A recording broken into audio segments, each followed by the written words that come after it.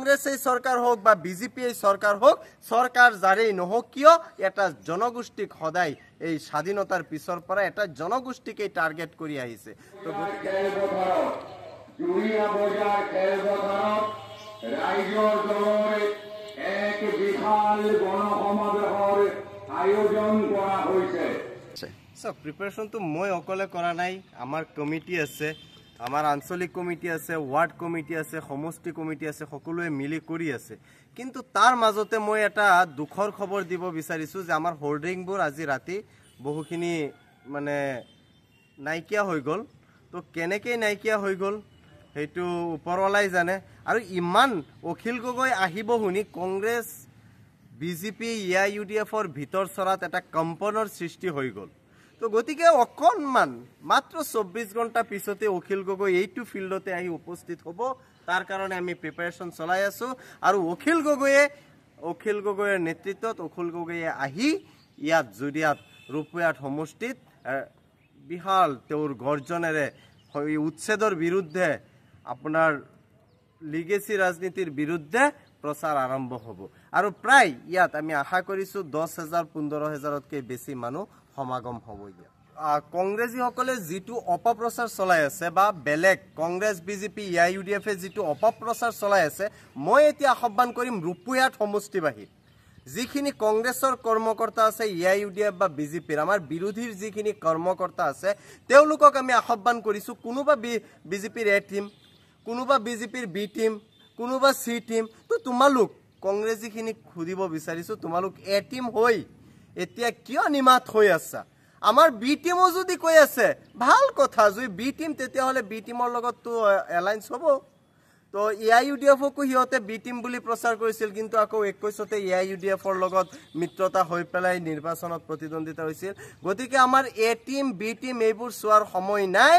আমাৰ কথা হ'ল এটাই যে ৰূপহীহাটত আমাৰ চালানী নেতাকো অতৰাব লাগে, লগতে আমাৰ যি অধিকাৰ, আমাৰ অধিকাৰৰ কাৰণে আমি যুদ্ধ কৰিব লাগে।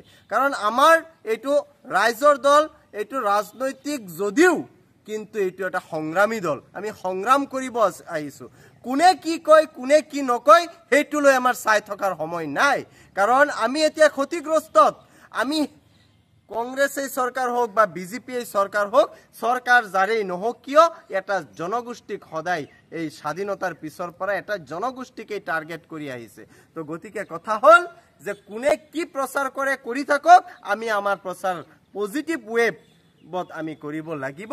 কাৰণ অখিল গগৈ এজন সংগ্ৰামী মানুহ, তেওঁ সংগ্ৰাম কৰি ভাল পায় আৰু তেওঁৰ জীৱনৰ লক্ষ্য এটাই শান্তি সম্প্ৰীতি বজাই ৰখা, শান্তি সম্প্ৰীতি প্ৰতিষ্ঠা কৰা।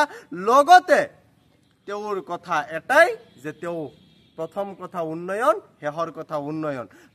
আমাৰ দলৰ ফালৰ পৰা যিখিনি প্ৰিপেৰেশ্যন ল'ব লাগে সেইখিনি আমি লৈছোঁ। আৰু এতিয়া আমাৰ কাম চলি আছে, গাঁৱে গাঁৱে বেনাৰ লগোৱা, পোষ্টাৰ লগোৱা, মাইকিং, পাব্লিচিটি এইবিলাক কাম চলি আছে। আমি এনেকুৱা এটা মানে প্ৰচাৰ চলাইছোঁ, যিটো প্ৰচাৰত কংগ্ৰেছী হওক বা বিজেপিৰে হওক মানে ভিতৰ চৰাত মানে অলপ অলপ কঁপনি উঠি গৈছে সিহঁতৰ। অখিল গগৈ চাহাব ডাঙৰীয়া যেতিয়া ৰূপহী সমষ্টিত আহিব যেতিয়া গম পাইছে তেখেতসকলে, সিহঁতৰ ভিতৰ চৰাত মানে কঁপনি উঠি গৈছে। তেনেকুৱা প্ৰস্তুতি আমি চলাই আছোঁ।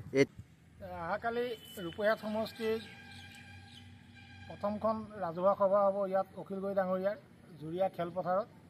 তাৰ কাৰণে আমাৰ প্ৰিপেৰেশ্যন ইতিমধ্যে শেষ হৈছে।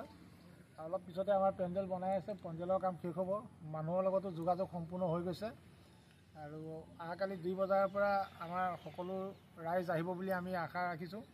আমি সমূহ ৰূপহীহাটবাসীৰ ৰাইজক, বিশেষকৈ আমাৰ জুৰিয়াৰ ৰাইজক আমি অতি বিনম্ৰভাৱে অনুৰোধ জনাইছোঁ, তেখেতসকলে কাইলৈ অখিল গগৈ সভাত আহি যোগদান কৰক।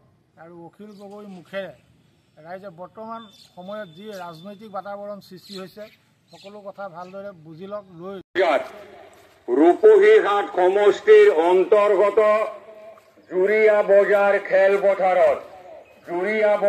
খেলপথাৰত ৰাইজৰ দলৰ এক বিশাল সমাৱেশৰ আয়োজন কৰা হৈছে।